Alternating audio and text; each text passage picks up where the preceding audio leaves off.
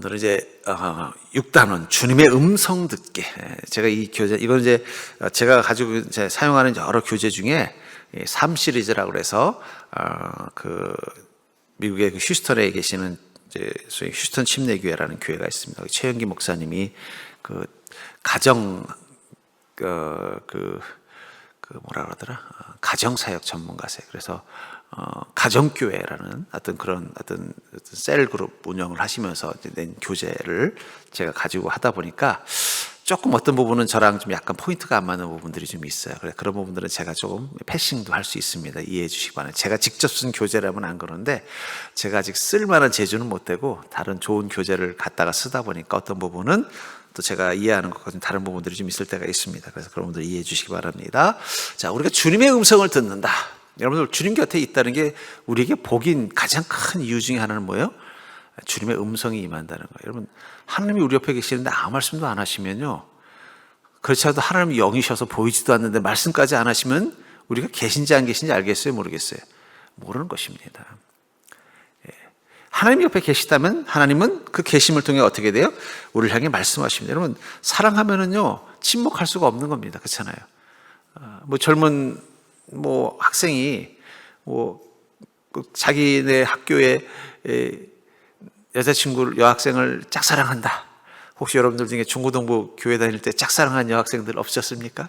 저는 있었는데 6년간 짝사랑한 여학생이 있었는데 근데 제가 수줍음이 많아가지고 그 6년 동안 말을 제대로 못 붙여봤어요. 근데 나중에 그 여학생이 더 이상 교회를 안 나오더라고요. 얘기 들어보니까 아마 이사를 가서. 근데 돌려서 그러더라는 거예요. 아니, 나도 걔 좋아했는데 한 번도 말을 안 걸더래요. 그래서 제가 그때 땅을 치고 후회했습니다. 내가 말만 걸었으면 되는 건데 내가 이상한 게 그냥 부끄러워가지고 말을 한마디도 못 걸었더니 6년간 같은 교회를 다녔는데 결국은 안 맺어졌어요. 그리고 이제 그 여학생은 딴 데로 이사가는 바람에 물론 그래서 제가 제 아내를 만났겠지만 우리가 하나님이 옆에 있는데도 한마디 말도 걸지 않는다. 또 하나님이 내게 한마디 말씀도 하지 않는다. 여러분, 하나님은요 침묵하지 않으십니다. 왜요? 하나님은 사랑하십니다. 여러분들 엄청 사랑하시기 때문에 어떻게 돼요? 어떻게든지 여러분들을 신부 삼으시려고 가만히 계시지 않단 말이에요. 그런데 중요한 건 우리가 그 음성을 듣는 자냐가 중요하겠죠. 어쩌면 열심보다 중요한 순종이라는 건 뭐예요? 들은 명령 앞에 반응하는 게 순종입니다. 여러분, 강아지 키워보신 분들 집에 가면 제일 먼저 하는 게 뭐예요? 내가 이렇게 우리 집 강아지 키울 때 우리 아이가 보면 제일 먼저 들어오면요, 아이고 예쁘다, 아이고 예쁘다 해놓고 그 다음에 하는 게 뭐냐면 명령을 해요. 앉아, 일어서, 손 들어봐. 그럼 그 강아지는 또 어떻게 해야 돼요? 따라서 열심히 해요. 그럼 어때요?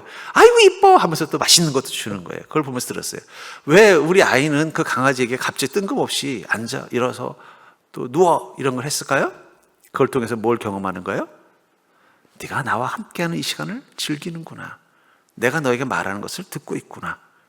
그러니까 어쩌면 우리에게 정말 필요한 것은, 열심보다 순종이라는 단어가 좀 애매하죠? 순종이 열심이 되는 것이라는 것입니다. 한번 우리 사무엘상 15장 23절 한번 읽어볼까요? 시작.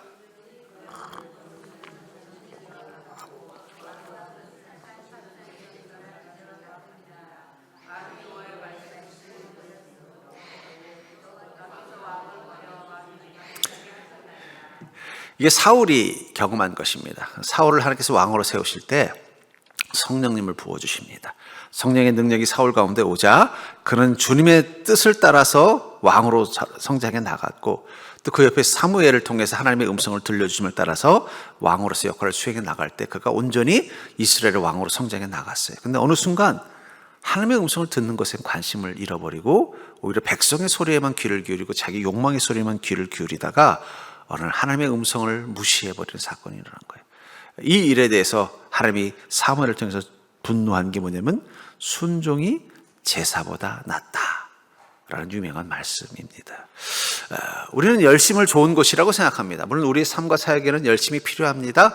그러나 예수님을 인격적으로 알면 열심 때문에 문제도 일어난다는 사실을 알게 됩니다. 성경은 그 열심이 주님의 마음을 기쁘게 해드리기는커녕 주님의 마음을 어렵게 해드릴 수도 있다고 말합니다. 주님의 마음을 알지 못하면 열심은 주님의 의를 드러내기보다는 도리어 자기 의를 드러내는 방법으로 전락해 버리기 때문입니다. 내가 평소 때 주님 말씀도 잘 안 듣고 또 주님 앞에 일에도 열심을 안 했던 성도라면 설령 내 인생에 어려움이 있어도 어떻게 해야 돼요? 에휴, 그래, 난 맞아도 싸지라고 생각할 거예요. 그렇죠? 왜냐면 내가 주님 말씀 안 들었잖아요. 주님을 위해서 아무것도 안 했잖아요. 근데 제일 억울할 때가 뭐예요? 내 딴에는 열심히 주님 섬겼는데 결과가 안 좋아지면요, 너무 하나님께 서운한 거예요. 그렇잖아요? 하나님 저한테 왜 이러십니까? 저도 그럴 때가 있었어요. 내가 주님의 부르심 받고 목회자로 길을 가다가 일이 점점 안 좋은 일을 겪는 거예요. 저도 모르게 부해가 나가지고 요나의 마음이 됐어요. 내가 그때 목회 안 한다 그랬잖아요. 그런 저를 강제로 끌어다 다시 신학대학원 보내놓고 이게 뭡니까 주님? 저도 모르게 그런 마음이 목구멍까지 나온 적이 있었어요.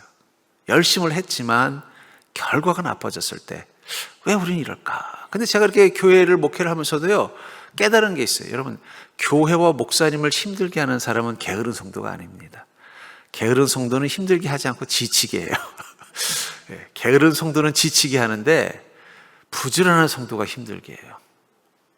그 열심에 뭐가 없기 때문이에요? 순종이 없으면요, 힘들어요. 왜냐면 하나님이 원하지 않는 게 뻔히 보이는데 그 원하지 않는 걸 너무 열심히 하는, 그럼 그게 문제가 되는 거예요. 그래서 사인을 줘도 안 되고, 방법은 하나님이 직접 말씀하셔야 되는데 내가 보니까는 말씀하신 것 같은데 안 들으신 것 같다는 생각이 드는 분들도 있단 말이에요. 그래서 뭐라고 말하는 거예요? 열심보다 중요한 건 순종이라는 거예요. 만약에 그 순종, 주님의 음성에 귀를 기울이는 순종이 없다면 오히려 자기의 의의를 드러내는 것밖에 안 된다는 거예요. 가끔 저는 보면요, 교회 안에서 그런 걱정이 있어요. 정말 주님께서 그 명령하셔서 주님의 나라를 위해서 열심을 하는 건지, 아니면 자신이 정말 괜찮은 존재라는 걸 보여주기 위해서, 증명하기 위해서 열심히 하는 건지 라는 부분을 고민할 때가 있다는 것입니다. 열심히 문제가 되는 이유는 우리의 자아 때문입니다. 우리 중에는 예수님과 교회에 대해 충성스럽지만 자아가 해결되지 않은 사람이 많이 있습니다. 그럼 왜 우리가 주님 앞에 충성하는데도 자아가 해결되지 않으면 그것이 오히려 부작용이 되는 열심이 되느냐? 누가복음 10장 38절부터 42절에서 자아의 문제가 어떻게 드러나고 있습니까? 한번 읽어볼까요? 시작.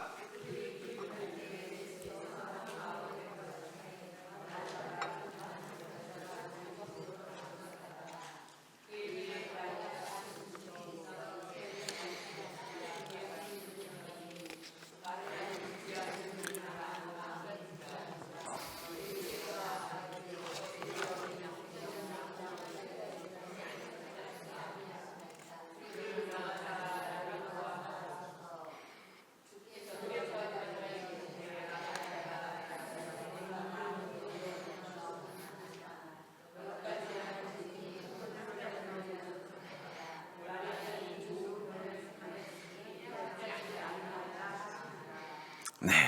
자, 여기 마르다도 예수님을 영접하는, 또 마르다가 열심히 준비한 음식은 예수님과 예수님을 따르는 제자들을 위해서 꼭 필요한 것입니다. 그렇죠? 또 마리아는 또 뭘 했어요? 주님의 말씀을 열심히 듣는 자리에 있었어요. 이게 무슨 소위 말하는 교회에서도 봉사에 소위 말하는 레벨이 있다. 전에 또 그런 생각을 가진 성도님들이 있었어요. 우리 교회는 아니고 전에 등인데, 교사나 찬양하는 사람들은 좀 믿음의 퀄리티가 있는 사람들이고, 어디 가서 주차 안내하고 봉사 주방하는 사람들은 믿음의 퀄리티가 떨어지는, 이런 생각을 가진 분들이 계셨더라고요. 근데 왜 저런 생각을 가졌나 보면 이 말씀을 오해해서 그런 것 같아요. 여기 보면 마리다도 열심히 있고 마리아도 열심히 있어요. 마리아의 열심은 뭐예요? 주님의 음성에 귀를 기울이고 그 말씀을 듣는 열심이라면, 마르다의 열심은 뭐예요? 주님의 식탁을 준비하는 거예요. 예수님도 육실을 가지고 오셨는데 배고프면 말씀 못 전합니다. 그렇죠? 제자들도 성격이 하나같이 그냥 막 괄괄한, 베드로 같은 사람들은, 내가 보면 베드로 같은 사람들은 밥 한 끼만 굶겨도 난리 날 거예요. 그렇죠? 그런 분들 있잖아요. 남자분들 밥만 안 먹으면 막 예민해지는 그런, 그들에게는 마르다의 헌신이 정말 중요한 거예요. 근데 문제는 뭐냐면 마르다는 갑자기 뭘 말해요? 아이 주님, 나 지금 일이 바빠 죽겠는데 마리아 좀 빨리 와서 좀 도우라고 하십시오 하면서, 마르다는 뭘 생각한 거예요? 자신의 열심은 의로운 것이고 마리아는 열심이 없다고 생각하는 거예요. 결국 문제는 뭐예요? 열심이냐 아니냐가 아니라 그 열심의 기준이 다르다는 거예요. 마르다에게 열심은 뭐예요? 주님을 섬기는 열심은 주방에 와서 음식을 만드는 거고, 마리아의 열심은요, 주님 곁에서 주님의 음성에 귀를 기울이는 것입니다. 그것들은 서로 비교하거나 서로 뭐예요? 평가할 만한 의미가 없는 거예요. 근데 그럼 왜 마르다는 이렇게 됐을까? 자, 그건 자아 때문이다라고 말하고 있죠. 사장 6장 1절부터 6절에 자아 문제가 어떻게 드러나 있습니까? 한번 읽어볼까요? 시작.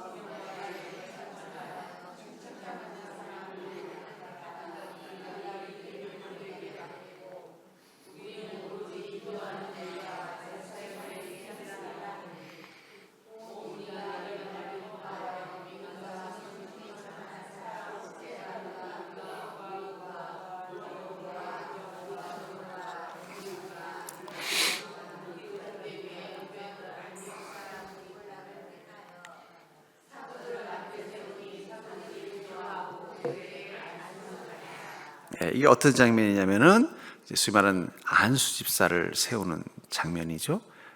왜 안수 집사들을 세웠어요? 사도들이 그 당시 때 교회 모든 일을 다 한 거예요. 교회 일이라는 게 말씀도 있고 또 어떤 기도도 있고 그것만 있습니까? 그 당시 또 이 교회에 모인 성도들은 그 안에서 심지어는 숙식을 다 해결해야 되는 상황도 있었어요.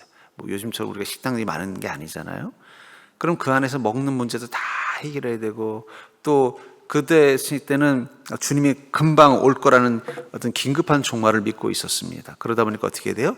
야, 우리 빨리 모여서 주님 오실 날을 준비하자. 이런 마음 때문에 아예 그냥 또 특별히 이제 나이 드신 분들은 아예 거기 와서 기거하면서 사는 거예요. 근데 살다 보니까 어떻게 되냐면 이게 뭔가 차별받는 기분이 드는 거예요. 헬라파 이 기독교인과 유대파 기독교인이 지금 헬라파 기독교인들이 차별받는 것처럼 느껴지는 거예요. 아마 뭐 제가 보기엔 사도들이 차별하지는 않았을 거예요. 근데 뭐냐면 바쁘다 보니까 어떻게 해요? 사람 여러분 이런 게 있습니다. 이 목회자로서 참 우리 성도님들이 꼭 기억해야 되는 게 뭐냐면 여러분들에겐 담임 목사가 한 명이지만 저한테는 성도가 한 명이 아닙니다. 그러면 어떤 문제가 생기냐? 마음속으로 경중이 생겨요. 야, 이분은 지금 빨리 기도해 줘야 될 상황인 것 같다. 이분은 내가 더 많이 신경을 써줘야 되는 상황인 것 같다. 이런 게 보인단 말이에요. 근데 성도 입장에서는 어떻게 보여요? 목사님이 나보다는 저 사람을 더 아끼시나 보다. 그 사실은 아껴서 그런 게 아니라 뭐예요? 그쪽이 더 긴급해서 그런 경우가 많아요. 아끼는 건 다 똑같습니다. 근데 지금 저분은 빨리 가서 한 번이라도 더 만나줘야 되는 상황이 있는 분이 있고, 어떤 분은요 그냥 믿고 그냥 놔둬도 괜찮은 분이 있어요. 그러니까 여러분, 제가 여러분들한테 연락도 안 하는 거는 여러분들 믿기 때문이에요. 내가 잘 살고 있나 보다. 근데 자꾸 와서 잘 지내요 이러면 뭐예요? 내가 뭔가 문제가 생겼나 보다, 이렇게 보시나 보다, 이렇게 생각하시면 돼요. 그러니까 그걸 알아서 그런지 요즘 성도님들이 저한테 뭐 신방해달라는 얘기들 안 하시더라고요. 그러니까는 그러다 보니까 오해가 생기니까 어떻게, 야, 이거 우리 안 되겠다. 이거 우리 힘으로 다 못한다. 우리가 계속 이렇게 할 수는 없다. 왜냐하면 교인들이 벌써 5천 명이 넘었는데 사도라고 해봤자 12사도밖에 없고, 뭐 11사도죠. 뭐 이런 때도 마띠아까지 12사도니까 이제 그래서 안수제 세웠다라고 하는 겁니다. 그러면 왜 이런 갈등이 생겼어요? 자기 안에 뭐가 생긴 거예요? 왜 나한테만 이런 일이 일어나? 하면서 자기 자아가 생긴 거죠. 자아가 영향을 미쳤다라고 말했어요. 자, 역대상 13장 17절부터 13절과 15장 또 2절 또 12절과 15절 한번 읽어봅시다. 읽을까요? 시작.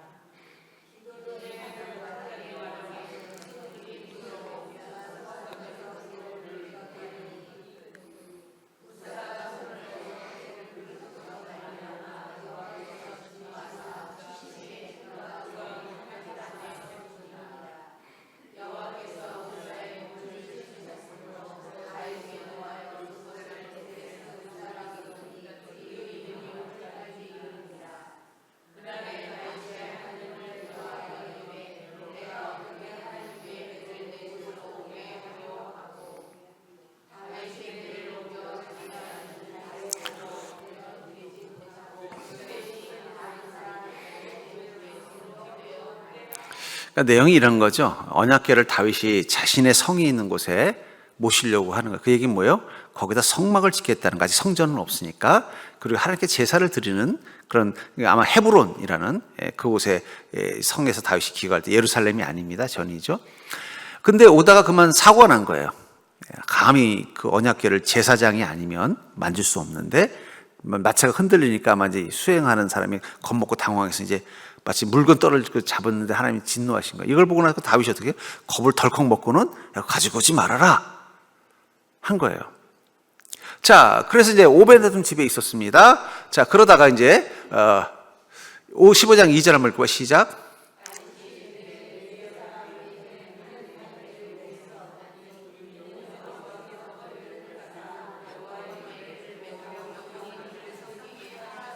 아까 얘기했죠? 이 언약궤는 제사장들만 타치할 수 있는 건데, 그 이제 이동하다가, 소위 말하는 물건 배송하다가 갑자기 사고 난 것처럼 급하게 누가 되는 바람에 하나님께서 불경죄로 치신 걸 보고 겁을 먹은 거예요. 자, 12절부터 15절 읽어볼까요? 시작.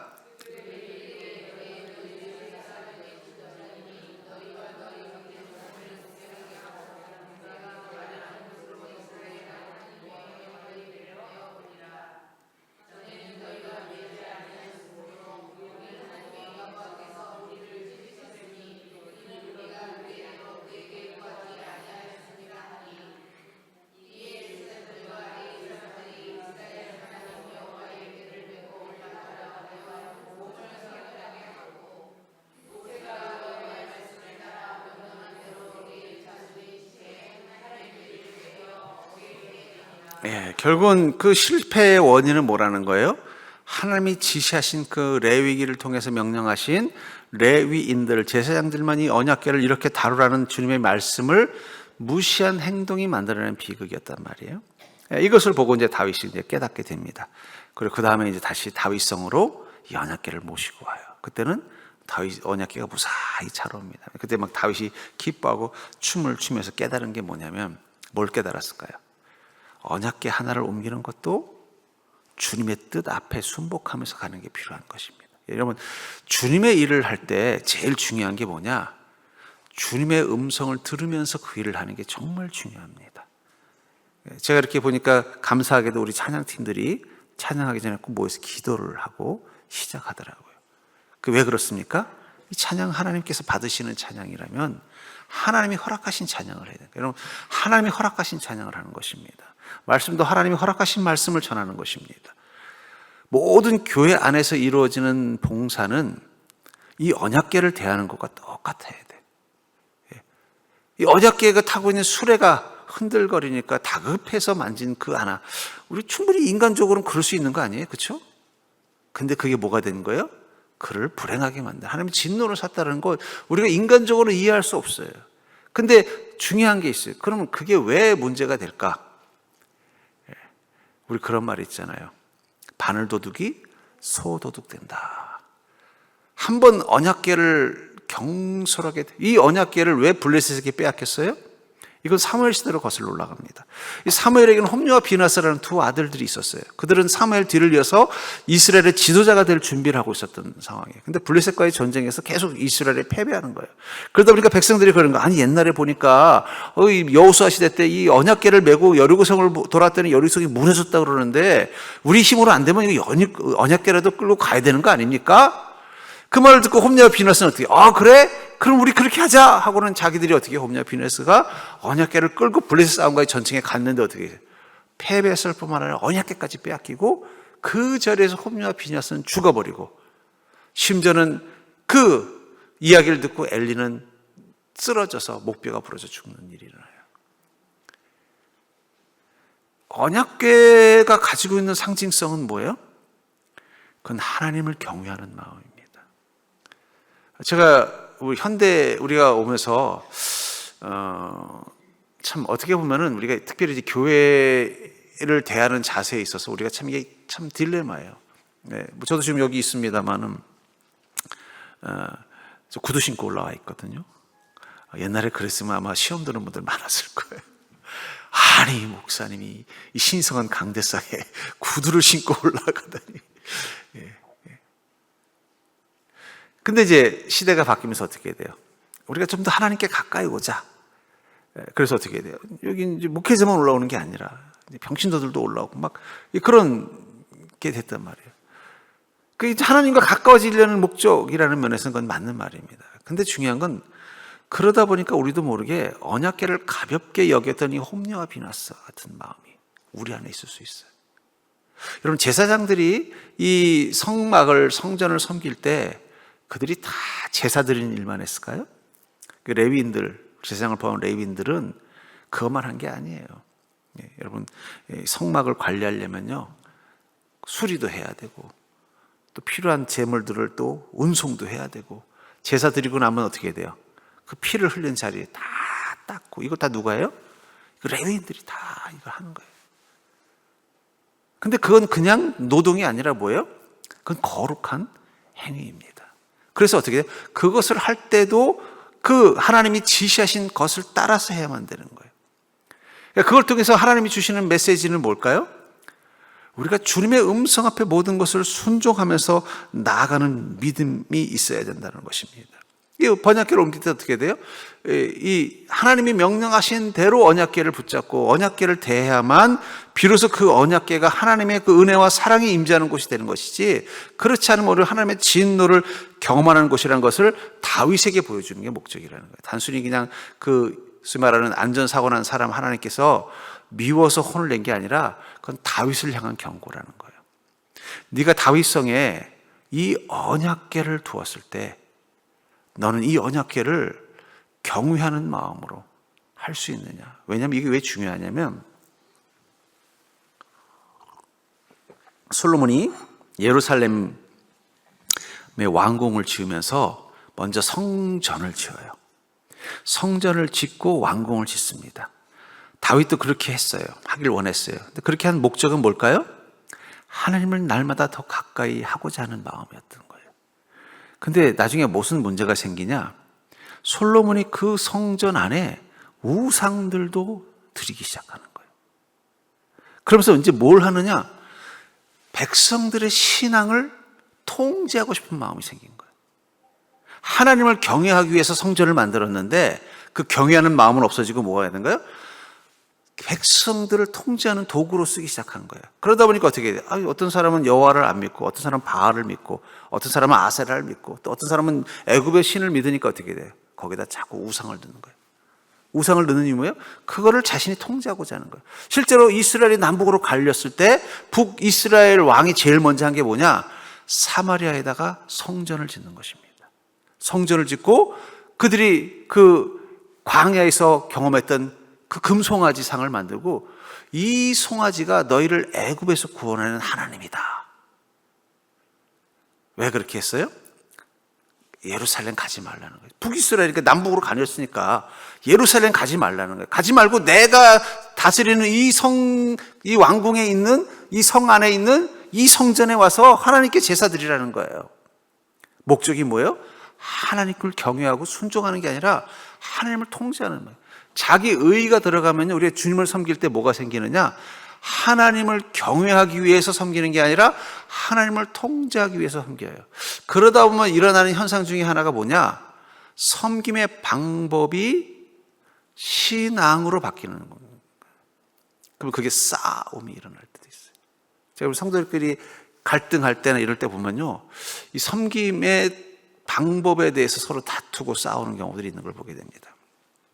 자, 여러분들은 하나님께서 보실 때 말 잘 듣는 자입니까? 아니면 말 안 듣는 자입니까? 자, 하나님의 음성을 듣지 못하는 이유. 자, 한번 여기까지 가보겠습니다. 사무엘상 3장 10절 읽어볼까요? 시작.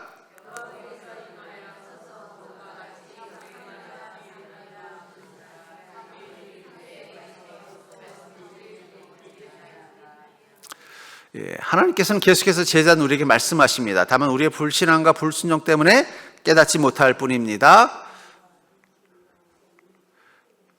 그러므로 제자는 그리스도인이라면 누구나 하나님의 음성을 듣고 있는지 영적으로 둔감하지 않은지 자신을 살펴보아야 합니다. 자, 아까도 말한 것처럼 그 위에 아까 사건에 하나님의 음성을 잘 듣지 못하고 열심만 가지고 행하다가 오히려 어떻게 돼요? 그 언약궤랑 가까이, 하나님의 말씀을 상징하는 언약궤랑 가까이 있는 일이 오히려 화가 되어 버렸던 것처럼, 우리가 주님의 음성을 듣지 못하고 열심을 내면은 오히려 주님을 실망시키는 행동이 될 수 있다는 거죠. 그런데 우리가 왜 이 주님의 음성을 잘 듣지 못하는가? 라는 부분에 대해서 한번 사무엘상 3장 1절부터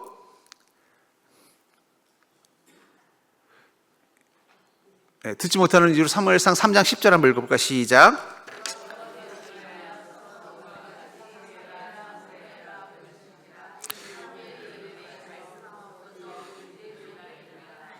사무엘이 처음 성막에서 이제 그 스승이 엘리 제사장 밑에서 이제 소위 말하는 이제 배우는 그런 역할을 하면서 이 성막 안에서 이제 엘리 스승 대신에 그 성막을 이제 지키는 약간 당직 비슷한 일을 하고 있는데 갑자기 하나님의 음성이 들렸다라는 거예요. 그때 그 음성이 하나님의 음성인 걸 깨닫자 사무엘이 어떻게 했다고 말하고 있어요? 주여 말씀하옵소서 주의 종이 듣겠나이다 말했다는 것입니다. 하나님은 계속해서 제자된 우리에게 말씀하십니다. 다만 우리의 불신앙과 불순종 때문에 깨닫지 못합니다. 아까도 말한 이 사무엘이 처음에는요 그 음성을 하나님의 음성으로 듣지 못했어요. 왜냐하면 한 번도 들어본 경험이 없고 또 이 성막이 하나님의 음성을 듣는 곳이라는 아직 그런 부분에 대한 어떤 영적인 깨달음이 있는 나이가 아닌 어린 나이이기 때문이죠. 그런 그에게 하나님의 음성이 임했을 때 자신은 처음에는 엘리 스승이 부르는 줄 알고 달려갔죠. 그러다 엘리 스승이 이 상황을 보니까 이거는 하나님의 음성이 분명하다 싶으니까 뭐라고 말해요? 너 다음번에 똑같은 음성이 들리면 주여 말씀하옵소서 주의 종이 듣겠나이다. 이 고백을 하라고 말하고 있다는 것입니다. 어쩌면 우리는 이 사무엘처럼 주님 앞에 서 있는 인생입니다. 근데 그 속에서 하나님의 음성을 온전히 들을 수 있는 깨어있는 신앙인가를 한번 돌아볼 필요가 있다는 거죠. 하나님께서는 계속해서 제자는 우리에게 말씀하십니다. 다만 우리의 불신앙과 불순종 때문에 깨닫지 못할 뿐입니다. 그러므로 제자된 그리스도인이라면 누구나 하나님의 음성을 듣고 있는지 영적으로 둔감하지 않은지는 자신을 살펴볼 필요가 있다는 것이죠. 자, 사무엘상 3장 1절부터 14절을 읽고 다음 질문에 한번 답을 하십시오. 한번 읽어볼까요? 시작.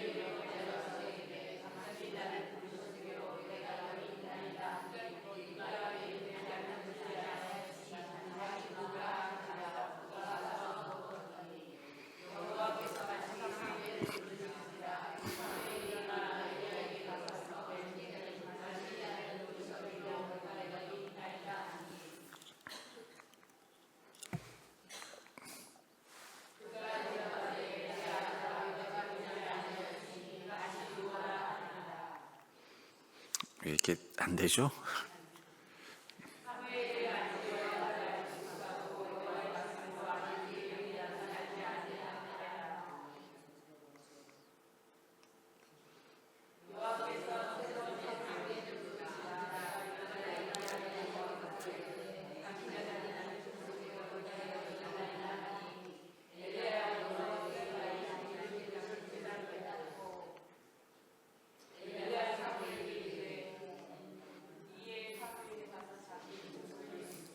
엘리가 사무엘에게 이르되 가서 누웠다가 그가 너를 부르시거든 내가 말하기를 여호와여 말씀하옵소서 주의 종이 듣겠나이다 하라 하니 이에 사무엘이 가서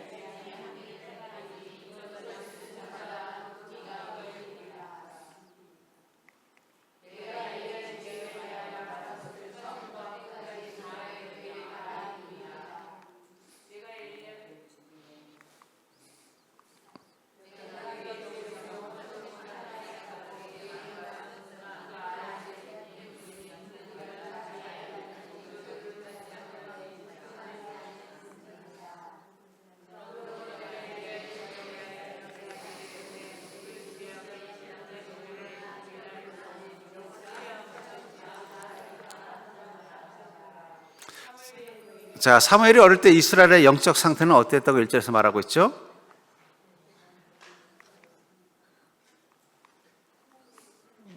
예. 사무엘이 어릴 적에는 이스라엘의 어떤 상태였냐면, 넘기세요, 그냥. 뒤에서. 한번 읽어볼까요? 시작.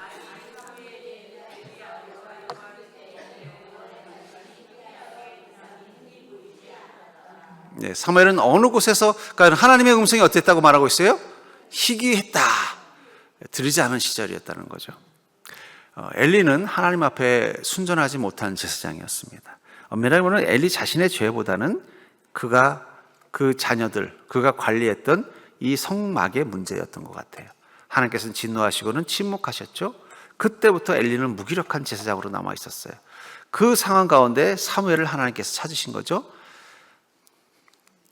사무엘은 어느 곳에서 하나님의 음성을 들었습니까? 3절 읽어볼까요? 시작.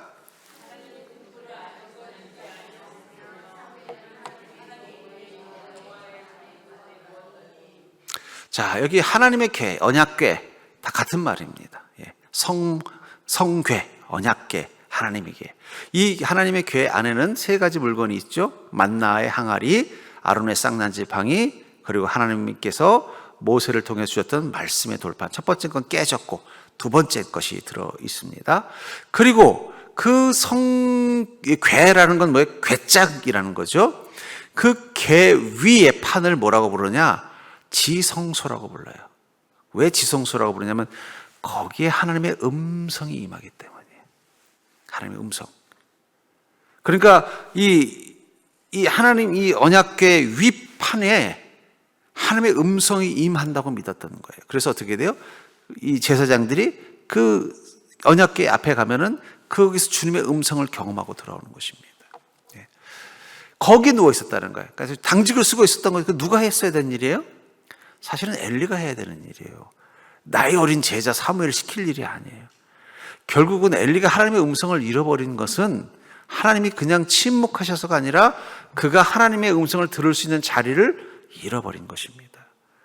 그러니까 여러분들, 우리가 교회 신앙생활을 한다고 해서 그 언약궤 앞에 누워있는 믿음이라고 말할 수는 없어요. 하나님의 음성을 들을 수 있는 자리를 우리가 사모하는 게 필요합니다. 예배를 드리고 이 설교를 들어도 딴 생각할 때가 있어요. 그렇죠? 저는 제가 그럴 때가 있었어요. 어느 교회 부사역자였는데 예배 담당 사역자였어요. 그리고 예배 때마다 저는 본당에 앉아 있는 거예요. 앉아 있는데 목사님 설교를 안 듣고 계속 그래서 저 조명 괜찮나? 소리 괜찮나? 난방 괜찮나?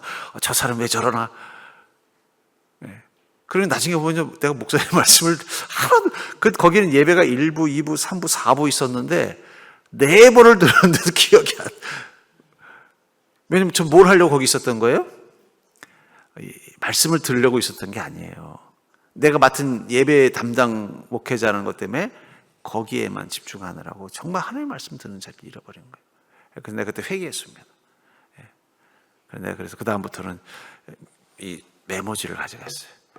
거기다 말씀을 요약을 하는 거예요. 아무래도 요약하면 딴짓 못하잖아요. 말씀을 받아줘. 그러니까 여러분들 혹시 내가 요즘 주님 말씀이 안 들린다. 그럼 내일부터 다음 주부터 노트 하나 가지고 와서 적으십시오. 적으면 딴 생각할 수가 없어요. 딴짓을 할 수 없어요. 그러니까 의외로 우리가 하나님의 말씀을 들을 수 있는 자리에 있다고 하지만 하나님의 음성을 듣지 않는 경우들이 많은 것 같아요.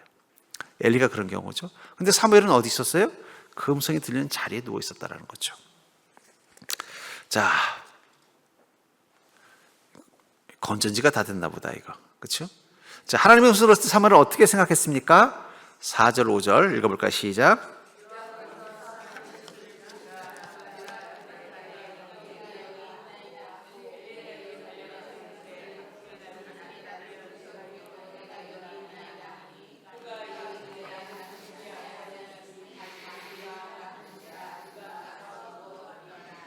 네, 처음에는 어떻게 했다고 말하고 있어요? 주인 엘리 스승이 부르시는가 보다. 여러분, 우리가 하나님의 음성을 잃어버리면요, 사람의 소리가 귀에도 잘 들어옵니다. 하나님의 음성을 잃어버리면요, 마귀의 소리가 내 귀에 들어오기 시작해요. 왜 우리가 주님의 음성을 놓치면 안 되느냐? 주님의 음성을 놓치는 순간부터 마귀의 음성이 들리는 거예요. 피노키오가 사고 많이 쳤거든요. 맨날 집에 있으면 제페토 할아버지가 뭐라 그래? 너 이거 하면 안 된다, 저렇게 하면 안 된다. 그러면 피노키오가 예 해놓고 딱 나가면은 벌써 골목을 돌자마자 누가 기다리고 있어요? 거기 못된 여우들이 기다리고 있다가, 야 피노키오. 그때부터 누구 소리가 들리는 거예요? 피노키오를 유혹하는 이 죄의 소리가 들려요. 그때부터 걔네들 따라다니면서 뭐 하는 거예요? 미친 짓 하고 다니는 거예요. 여러분, 우리 하나님의 음성을 잃어버리면 그걸로 끝나는 게 아닙니다. 내 죄의 소리가 들리기 시작해요. 그리고 마귀의 유혹의 소리가 들리기 시작하는 거예요. 왜 우리가 주님의 음성을 내 마음속에서 매 순간 놓지 말아야 되느냐? 우리가 주님의 음성이 없어도 죄와 마귀의 유혹을 이겨낼 만큼 강한 자가 아니기 때문에. 피노키오 같아요, 여러분들. 코만 작지 다 피노키오예요. 아직 사람이 안 됐어요, 우리는 다. 언제 사람이 돼요? 저는 그래서 이 피노키오를 보면요, 이게 딱 성경적이에요. 피노키오가 언제 사람 돼요? 제일 먼저 중요한 게 있죠. 고래 뱃속에 들어가야 돼요. 들어가서 자신이 얼마나 어리석었는지를 깨닫죠. 그리고 눈물 흘리다가 누구 만나요? 그 뱃속에서 제페토 할아버지를 다시 만나요. 맞는지 모르겠습니다. 제가 본 피노키오는 그런데 제페토 할아버지인지 아닌지 제가 정확한 기억은 안 납니다. 하도 오래돼가지고. 어쨌든 그 고래 뱃속에서 어떻게 돼요? 자신의 어리석음을 후회하고 회개합니다. 그리고 돌아가서 어떻게 돼요? 비로소 사람이 되는 거예요. 저는 그래서 이 피노키오를 보면 딱 어린이들을 위한 예수님의 복음을 메시지를 준 거예요. 피노키오 한번 꼭 읽혀보라고 하고 싶어요. 자, 사무엘이 왜 그렇게 했을까요? 읽어볼까요? 시작.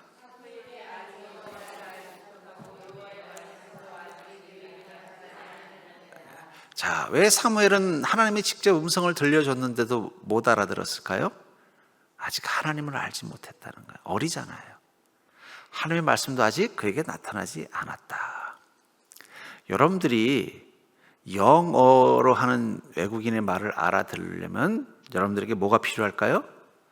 영어를 배워야 돼요. 저도 미국에 유학 가겠다고 결심한 적이 있었습니다. 그래서 이제 유학 가려고 준비를 하면서 제일 먼저 한 게 뭐냐? 영어 학원을 끊는 거였어요. 근데 서울에 영어 학원이, 그 토플 학원이 저 종로에 있었는데 저희 집이 목동이었거든요. 그러면요, 새벽같이 나와서 첫 차를 타고 가요.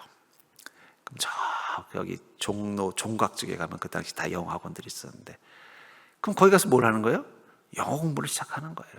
네. 뭐 회화도 듣고 토플 공부도 하면서 그걸 하면 할수록 점점 이제 그 영어가 들리기 시작하는 거예요. 네. 단어를 외우고 또 문장, 구문이라고 있어요. 그 문장들을 막 외우는 거예요. 그러면 이제 점점 더 영어가 귀에 들어오기 시작을 하는 거예요. 마찬가지라는 것입니다. 여러분들, 하나님의 음성을 잘 들을 수 있는 꿀팁을 하나 드릴게요. 성경 말씀을 많이 외우세요. 내가 영어를 잘해서 영어로 말하는 사람의 말을 알아들으려면은 영어 공부를 해야 되잖아요. 근데 영어 공부를 하는데 영어를 잘하는 사람하고 말을 한다고 해서 영어 공부가 되는 건 아니잖아요. 우리는 어떻게 해야 돼요? 어쨌든 영어 참고서를 가지고 하려면, 그때 보니까 영어를 잘하는, 그때 어떤 유명한 강사분이었는데 그분이 자기가 영어를 잘하게 된 계기를 딱 이렇게 말해요. 자기는 고등학교 때 팝송 300곡을 외웠대요. 자기가 영어를 잘하게 된 비결을 그렇게 얘기하더라고요. 그래서 제가 팝송을 좋아했으면 외웠을 텐데 팝송을 300곡을 외웠다는 얘기를 하더라고요. 그러니까 300곡을 외우니까 영어가 들리기 시작하더라. 뭐 그런 좀 자기 자랑 비슷한 걸 하는 강사님한테 영어 공부를 한 적이 있습니다만, 근데 저는 그게 틀린 말이 아니라고 생각해요. 여러분, 성경 구절을 좀 많이 외우는 거 좋아요. 뭐 외우는 건 이제 힘들면 성경 읽기를 많이 하시는 것도 좋습니다. 왜냐하면 성경을 많이 읽고 성경 구절을 많이 들으면 들을수록 하나님의 음성이 더 잘 들려요.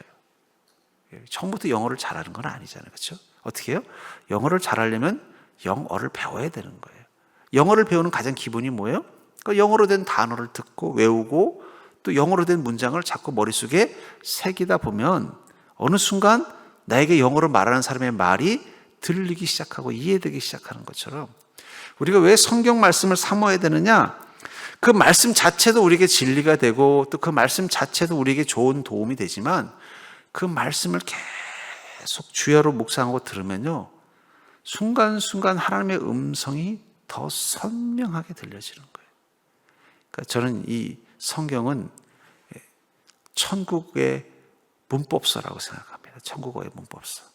그래서 성경 말씀을 많이 알면 알수록 하나님의 음성을 더 들을 수 있는 지혜와 힘이 생기는 것입니다. 하나님 말씀이 아직 그게 나타나지 않았기 때문에 일어난 일이라는 거죠.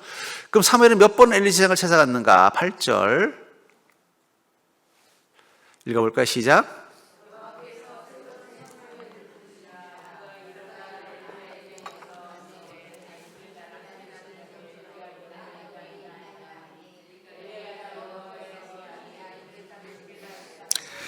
하나님의 음성을 듣지 못하면 자꾸 누굴 찾아가요? 사람을 찾아가는 것입니다. 주님의 음성이 안 들리면 자꾸 헛된 것에 귀를 기울이게 되는 거예요. 예. 사무엘은 어떻게 하나님의 음성을 분별해 들을 수 있습니까? 8, 9절에 한번 볼까요?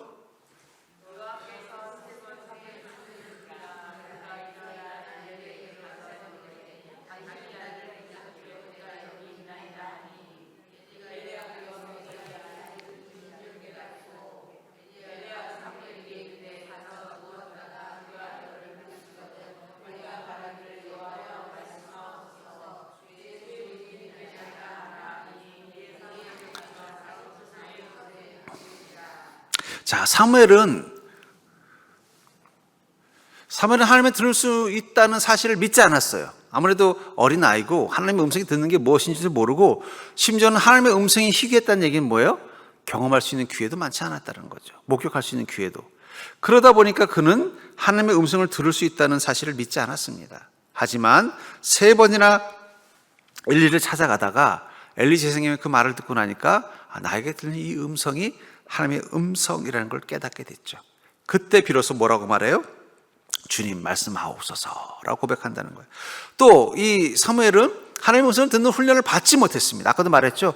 우리가 왜 성경 공부를 하고, 왜 우리가 성경 말씀을 읽고, 왜 우리가 기도를 하느냐, 그 자체로도 우리에게는 좋은 축복입니다. 말씀을 많이 알면 알수록 우리 안에 영적인 분별력이 생기고 인생을 사는 지혜가 생기고 또 하나님의 뜻을 깨달을 수 있는 힘이 생깁니다. 또 기도를 많이 하면 많이 할수록 어떻게 돼요? 우리가 주님께 우리의 삶을 간구하고 고백하는 것을 통해서 또 주님이 우리를 더 헤아려 주시는 은혜를 경험하게 돼요. 하지만 이 영적인 삶을 하게 되면 또 하나의 제일 큰 축복이 뭐냐? 하나님의 음성을 분명하게 듣게 된다는 거예요. 저도 목회자이지만 하나님의 음성을 언제나 완전하게 퍼펙트하게 듣는 건 아니에요. 어떨 땐 주님의 음성이 내 마음속에 임한 것이 느껴져요. 그러나 그 다음에 검증 작업을 해요. 이게 주님의 음성인가? 아니면 내 자아가 만들어낸 욕망의 음성인가? 혹은 마귀의 유혹과 시험인가? 이것부터 검증 작업을 해야 돼요. 목사님, 저도 제 마음에 어떤 음성이 들릴 때가 있어요. 그러면요, 야, 이건 하나님의 음성이야 이렇게 생각하는 게 아니라 이게 정말 하나님이 나에게 주신 음성인가? 아니면 내 안에 있는 욕망이 만들어낸 거짓 음성인가? 아니면 마귀가 나를 쓰러뜨리려고 주는 음성인가? 이거를 분별하는 작업부터 해야 돼요. 그런데 이 분별하는 방법은 뭐냐? 이거는 어떤 공식이 있는 게 아니에요. 마치 그걸 뭐라고 할까요? 여러분들 이 초밥을 만드시는 분들 달인 보면 참 신기한 게 있어요. 그 초밥 달인들 보니까 딱 밥을 한 줄을 딱 치면은 이게 몇 알인지를 맞추더라고요. 그거를 과학적으로 증명하라고 하면은 제가 보기엔 그게 가능할까요? 뭐 손의 악력을 얼마 정도로 하고 손에 졌을 때 느낌이 나오는 온도라든지 뭐 촉감이라든지 무게감이라든지 이런 걸로 알아맞힌다라고 말하면은 그게 쉽지 않아요. 그냥 그분들은 어떻게 하는 거예요? 뭐 오랫동안 하다 보니까 손에서 느껴진다는 거예요. 그러니까 우리에게는요, 뭔가 이성적으로 합리적으로는 표현할 수는 없지만 뭔가 우리 안에 그 직관이라는 게 있어요. 촉이라고 그러죠. 촉. 사실 우리 안에도 있는, 사실 우리가 많이 사용하지 않은 능력이에요. 근데 사실 이게 우리가 이 합리주의 과학적 시대에 살다 보니까 이 기능을 많이 퇴화된 거지만, 옛날에 어떤 뭐 야생에 살아야 되는 시대나 이럴 때는 이게 민감한 게 중요했어요. 동물들을 보면 그런 게 되게 민감하다 그러더라고요. 그런 것처럼 우리 안에 하나님의 음성을 들을 수 있는 특별한 기능이 있었어요. 능력이 있었어요. 근데 이게 점점 어떻게 돼요? 음성을 안 듣다 보니까 태화가 되는 거예요. 태화가 되니까 점점 주님의 음성 듣기가 힘들어지는 거예요. 그럼 역으로 어떻게 하면 될까요? 다시 훈련을 필요해요. 제가 탁구를 좋아하는데 여러분, 탁구도 되게 민감한 운동입니다. 생각해 보십시오. 탁구 공을 세게 치면 안 돼요. 왜 그렇습니까? 그 작은 공 세게 치면은 그게 그 좁은 테이블에 들어가겠어요? 나가버리겠어요? 딱 맞는 힘이 있어야 돼요. 또 맞는 힘도 공의 구질에 따라서 뭐 드라이브를 먹일 거냐, 카트를 먹일 거냐, 또 드라이브도 종류가 많아요. 여러분들은 모르시겠지만 뭐 탑 드라이브, 또 뭐 루프 드라이브 해서 한 4가지, 5가지 드라이브가 있어요. 근데 그거를 넣을 때 손끝의 감각으로 치는 거예요. 손끝의 감각. 딱 치면은요, 아, 이거 잘 먹었다, 안 먹었다 느껴져요. 또 딱 치면요, 이 공 들어갔다 나갔다가 느껴져요. 근데 그거를 뭐 과학적으로 설명할 수 있는 건 아니에요. 근데 이게 늘 있는 게 아니에요. 평소에 탁구를 열심히 칠 때는 그 감각이 살아있어요. 그래서 자세가 흐트러져도 딱 치면 공이 들어가요. 그러다가 안 치잖아요. 그럼 또 공을 딱 쥐고 있으면 손이 먹먹해요. 감각이 없어요. 그럼 또 연습을 해만 점점 그 감각이 되살아나요. 그러니까 육체적인 것도 감각을 살리려면 어떻게 돼요? 반복 훈련이 필요한 거예요. 반복 훈련. 계속. 그러니까 탁구장 가보면 알겠지만 다음에 탁구 시합할 때 처음부터 탁구 치지 않아요. 가서 인사하면요, 공 놓고 랠리부터 해요. 이게 뭘 만들어요? 감각을 끌어올리는 거예요. 그리고 이제 상대의 구질에 맞게 내가 얼마만큼 회전을 넣을 것인가를 이 랠리를 하면서 맞추는 거예요. 아, 내가 요 사람한테는 요 정도 회전을 넣으면은 딱 맞는 드라이브가 되겠구나. 만약에 거기 조금만 약하면은 공이 날아가 버리고, 뭐 이런 세면은 또 네트에 걸려버리고, 이런 현상들이 있기 때문에 그 감각을 끌어올리는 작업이 랠리예요. 그러니까 하다 보니 공 하나를 상대편 테이블에 넣는데도 내가 넣을 수 있는 감각을 만드는 작업이 필요한 것입니다. 근데 하나님의 음성을 듣는 건 어떨까요? 특별히 우리 시대는요, 주님의 음성을 들을 수 있는 영적인 감각이 무뎌진 시대를 살고 있어요. 그러다 보니까 주님의 음성이 더 안 들리는 거예요. 분명히 예수님 시대 때 사람들은요, 우리 때보다 하나님의 음성을 더 잘 들었을 거예요. 왜냐하면 그들은 영적인 감각이 살아있던 세대를 살았어요. 하나님의 존재, 신의 존재, 어떤 초자연적인 존재를 믿고 살았던 세대이기 때문에 그들은 늘 영적인 감각을 깨우는 삶을 살았기 때문에 더 하나님의 음성이 잘 들렸을 거예요. 그런데 우리 세대는 어떻게 돼요? 그걸 다 잃어버린 거예요. 이 사무엘도 마찬가지로 그런 훈련이 안 돼 있었던 거죠. 예. 또 세 번째는 늘 주님을 의식하고 주님께 귀를 기울이지 않았기 때문에. 여러분, 이 감각을 키우는 제일 좋은 방법이 뭐라고 그랬어요? 그래서 처음 탁구를 배울 때 또 하는 레슨 방법 중에 하나가 뭐냐, 그 탁구를 배우는 아이들한테 라켓에다 공을 올려놓고 이렇게 치게 시켜요. 통통통. 이거 세게 치면 날아가 버리고, 약하게 치면은요, 죽어버리는 거예요. 톡톡 치면서 어떻게 해요? 그 손끝에 그 감각을 느끼는 훈련을 하는 거예요. 계속 치고. 그러다 보면 어느 순간 공이 딱 닿는 순간이 딱 느낌이 와요. 손맛이라 그래요, 손맛. 딱 그러면 이제 그 순간 임팩트를 착 넣으면은 공이 멋지게 쫙 들어가서 드라이브는 드라이브 딱 들어가서 하는 거예요. 늘 주님을 의식하고 주님께 귀를 기울이는 습관, 그게 바로 말씀과 기도입니다. 우리가 늘 기도하고 말씀을 듣고 그러면 어떻게 돼요? 주님의 음성이 더 잘 들리는 거예요. 목사는 뭐 타고나길 하나님께서 특별한 재능을 주셔서 하나님의 음성을 잘 듣는 부분도 좀 있긴 있어요. 어느 부분에나 다 재능이라는 게 있잖아요. 아무나 목사 되는 건 아닐 거예요. 분명히 그런 어떤 영적인 민감성이 조금 더 있기 때문에 목회자가 되겠지만, 그것만 가지고 주님의 음성을 잘 듣는 게 아닙니다. 늘 무엇에 가까이 있어요? 마치 사무엘이 그 지성소 앞에 늘 있는 것처럼 주님의 음성을 들을 수 있는 자리, 주님을 늘 의식하는 자리에 있다 보니까 주님의 음성이 더 잘 들리고 잘 분별되는 거예요. 그러니까 여러분들, 하나님의 음성이 잘 안 들린다, 그럼 누구 찾아와야 돼요?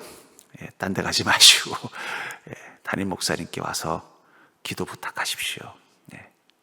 제가 더 탁월해서가 아니라 저는 늘 주님을 의식하고 주님을 귀 기울이는 자리에 있어야 되는 존재이기 때문에 여러분들보다는 더 하나님의 음성을 듣기가 훨씬 수월한 것입니다. 그렇잖아요. 예, 제가 어느 유명한 그 이동현 씨인가 김동현 씨인가 UFC로 유명한 그 방송인이 그 얘기를 하더라고요. 이 동네 건달들이 가끔씩 와서 도전을 한대요. 그런 프로 이 격투기 선수들한테. 근데 다들 그런데요. 다 우습게 여긴대요. 왜냐면 동네에서 싸움 잘했다고 해서 그 프로들하고 싸우면 어떻게 돼요? 택도 없다는 거예요. 그래서 뭐라고 말하냐? 우리는요 5분짜리 싸움, 파이팅이죠. 땡 하면 막 죽이고 쫄리고 이런 거를 매일 하루에 15번 이상을 한다는 거예요. 생각해 보십시오. 싸움을 잘하려면 어떻게 돼요? 하루에 한 3명씩만 돌아가면서 싸우면은 10년 싸우면 싸움 잘하지 않겠습니까? 그러니까 그 프로들은 뭐예요? 하루에도 적어도 15명하고 매일 뭘 하는 거예요? 싸움을 하는 거예요, 싸움. 싸움으로 미라고 격투기니까. 목도 조르고 막 주먹으로 치기도 하고 쓰러뜨리기도 하고 이런 거를 매일매일 적어도 15명 이상을 하는 사람을 어떻게 동네 깡패들이 이길 수 있겠냐는 거예요. 착각한다는 거예요. 아, 자기는 싸움 잘한다고. 그 와가지고 몇 대 맞고 나면은 그 다음에 꼬리 내리고 다시는 안 나타나는 체급이 다르다는 거예요. 저는 그 말에 동의합니다. 매일매일 기도를 놓지 않고 매일매일 말씀을 사모하고 매일매일 주님의 음성을 듣고자 하는 마음을 가지고 사는 자를, 그런 사람에게 주님의 음성이 들리는 거지 말씀에 대해서 좀 관심이 없고 또 기도도 또 게을리하고 또 주님의 음성을 듣고자 하는 마음도 없이 살다가 주님의 음성이 안 들린다. 그거는 주님의 음성이 없어서가 아니라 우리가 들을 능력이 없기 때문일 수도 있는 것입니다. 늘 주님을 의식하고 주님께 귀를 기울이지 않기 때문에 이런다는 거죠. 여러분은 하나님의 음성을 듣고도 듣지 못하였다고 여긴 적은 없습니까? 어쩌면 그래서 여러분들이 놓친 주님의 음성이 많을 수도 있어요. 어쩌면 엘리 제사장 시대 때 하나님의 음성이 희귀했다는 건 하나님이 말씀하지 않았다는 게 아니라 들을 수 있는 자들이 없었다는 뜻일지도 몰라요. 그 음성만 들었어도 그 불행한 일이 일어나지 않았을 거예요. 그 음성만 들을 수 있는 귀가 열렸어도 홈리와 비너스가 죽는 안타까운 일은 없었을 거예요. 왜냐하면 하나님은 분명히 사무엘을 통해 경고했거든요. 근데도 엘리는 무시해버립니다. 그 순간 그에게는 상상할 수 없는 비극이 난다. 그러니까 여러분, 우리가 하나님의 음성을 놓치는 것에 대해서 엄청나게 긴장하셔야 돼요. 여러분이 하나님의 음성을 잘 듣기 위해 필요한 것은 무엇이라고 생각하십니까? 다음 주에 하나님 음성 어떻게 듣는가를 이제 한번 나누겠습니다만, 한번 이 두 가지 고민을 한번 해보셨으면 좋겠어요. 나는 하나님의 음성을 듣고도 듣지 못하였다고 여겼던 적은 없는가? 아까도 말했죠.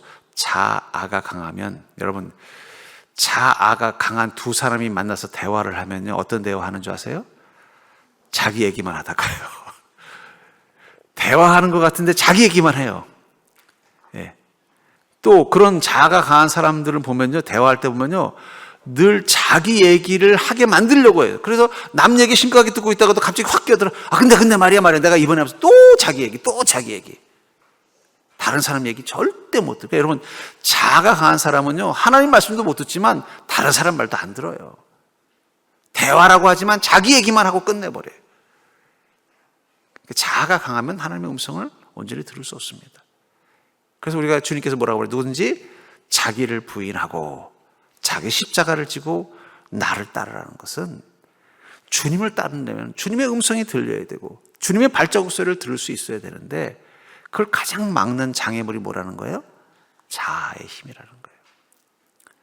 전 여러분들이 하나님의 음성을 잘 듣기 위해서 필요한 것이 무엇인가 한번 고민해 보고, 또 놓친 부분이 있었는지 한번 고민해 보시기 바랍니다.